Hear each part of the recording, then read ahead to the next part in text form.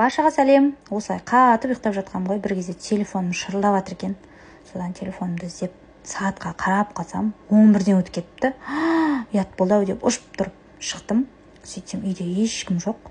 Уже енем шайын ішіп жұмысқа кетіп қалыпты ғой. Ұят болды ау дедім да бөлмеме кіріп тездетіп чекет төсектерімді жинап алдым. Сосын күштілеп қамыр ашытып ыстық нан пісіріп алайын дедім.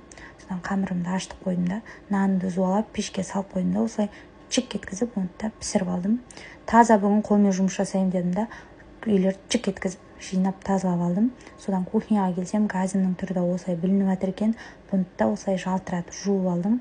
Сосын кірлерді де жуып алдым. Енді таңертең ұйықтап қалдым ғой. Кешке күшті тамақ жасайын деп чек еткізіп голубцемді осылай дайындап алдым да қазанымды қыздыруға қойып, майымды құйып, чек еткізіп голубцемді пісіріп алдым осылай. Содан кейін енем жақсы көретін қаттама нан пісірейін деп осылай қамырымды чек еткізіп дайындап алдым. 2 зуала нан шықты. Бір зуаласына қаттама нан пісірдім, екінші зуаласына самса мен қатпарлы бауырсақ пісірдім. Осыдан кейін таңертең ұйықтап қалғанымды енем ұмытып қалатын шығар, қалай ойлайсыздар?